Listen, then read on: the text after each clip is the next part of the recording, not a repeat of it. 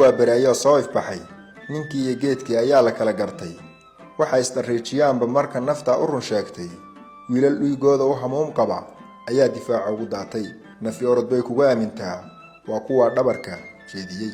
wiilkii sarmaha wejiga ku lahaa ee bakoorada la taba taagnaa wakaa la jeeday sidii goosan weergalay nimay nafahayso bakoorad baa majiiri wayba la tahay garaad xumadiisa hees baa odhan jirtay duulaan colaadnimaan ciidan wadan ciil kama baxee dhagahaygu waxay maqlaan allaahu akbar warukaadii hayga duleelinin aan tuutaha kala baxee sideedaba goobta dagaalku waa goob cajiiba waa goobta uu aadamuhu ku macno beelo ruuxii eegadan la xurmaynayay ee sharafta lahaa unbaa sida dhagaxa carrada iska dul ooli geeska ugu shisheeya waxaa laga maqlaa rasaas goosgoos ah malahayga waa firxad naftood hurayaal xamaasadaysanay cagta u saareen ama kufri dhaawac lagu gaadhay dhanka midig marka aad dhowrto waa raashin qulub u daadsan oo kaba xidhan dhanka bidix marka aad jaleecdana waxaa kuu muuqanaya madaxyo dhowaan qoyana oo haddiiba qallalay naftii hura caana geel oo qufacaya ayaan ku dhaqaaqay oo aan madaxa biyo kaga shubayaa gabdho iyo wiilal dhallinyaro ah awray hogaaminayeen ayaa xerada soo gelaya intaan dhagax ku fadhiistay oo aan rikoodhkii aan jeeriqaansanaa galka ka soo saaray ayaan ku tuurtay gabaygan dharaar weyn intaad ugu gasheen dhaamkii xeradooda ufaysyada intaad ugu galloon dhamacda leefsiinay dhangalaasadii lagu dhuftiya saan dhan ugu tuuray dhegtu faraxda goortii aan helay dhimashadoodii baktigooda dhoocaar fidigay ee dhabbaha yaalla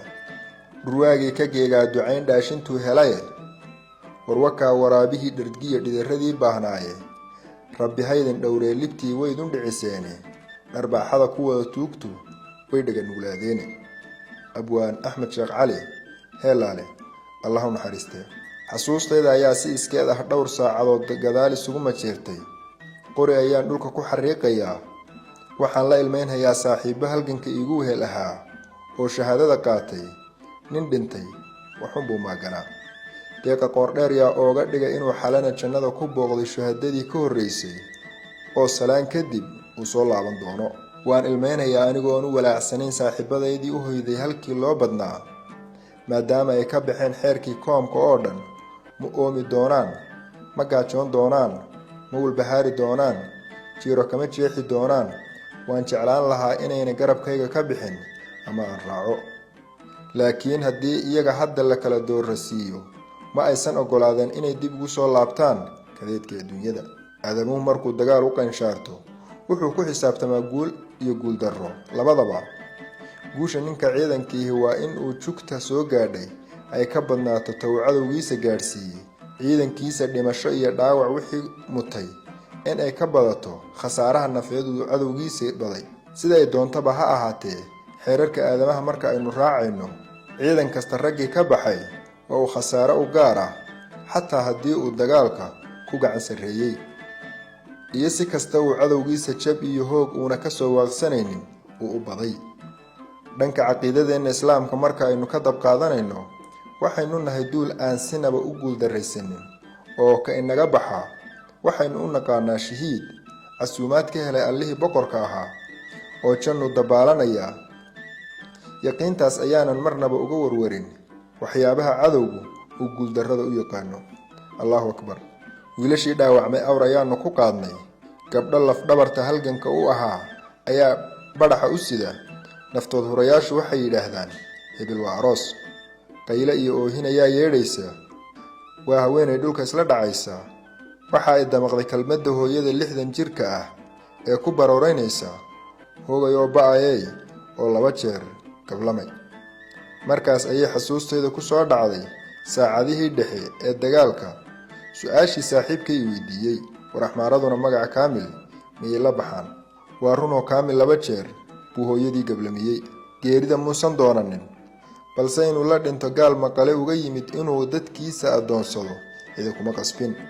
annaga oo baal gorayo xidhan oo libin ku geeraarayna ayaanu goobtii iskaga baxnay afka kaan ka lahayn uurka ayuu alla subxaanahu watacaala uga mahadnaqayaa geedigu waa dheer yahay meel lagu furina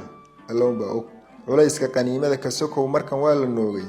jaamaha ayaa ragga qaarkii hayaa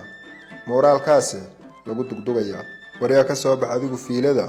oo ku aad unugta axmed tari mahaddeere ayaa amar ku bixiyey dabadeed qosol la isku daray ayaan ka war helay gadaasheedana ninkii odayga ahaa ayaa ka leh war miskiinka la daayo. Mid igu xiga ayaan weydiiyey maxaa jira. Kolkaas igu jawaabay oo miyaadan maqlaynin hira markuu lahaa war adoon ileen tuuto cusub unbuu u baahnaa iyo shibiinkii isna lahaa war ka saara caruus buu ismoodiyey. Kolkaasaa qosol haddana jaanta la waday. qadiido way noo tahay ayaan ku idhi hire adna maadi bilowday. ayaan ugu jawaabay shibiinna maya jaalle ayuu igu jawaabay. kaftankii iyo shactirihii oo aan weli soo afmeermin ayaa taliyihii kooxdanada iyo abaanduulkii gees isula baxeen. waa sidii aanu filaynay kooxdanadii halkii ayaanu ku hadhnay. wixii culays ahaana naftood horayaal kale ayaa naga qaaday. unugtii koowaad oo uu afdhuub dhuun shiinays ihi ku jirto wiil hooggii maaraa uu kadhoobka haysto raadkanagii gool ka bidixaysa oo istaraaji ah ayay dabada la galeen. oo waa keebla yuurur nimii hooyadii u ducaysana hortooda ma soo maro kii kalena yeelkiisa maryuha ku huraan. unugtanadii figta sare ayaanu kornay. wiil ku takhasusay qoriga diiradda leh ayaa geed qarari ah noo saaran. ilaalo dhan kasta ahna isagaa noogu filan. gabalkii halkii buu noogu dhacay. 2 wiil cawayoon ayaa loo diray 3 kalena roondo ayay ku maqan yihiin. gaajada waxaa nooga daran oonka oo waanu jidin jabsannahay. hadba waxa ay naftu tabayso riyada iyo suuraysiga qalbiga maxaa isla xidhiidhiya talow mooyi. daqiiqado yar oo aan dhanqalmay waxaan ku riyooday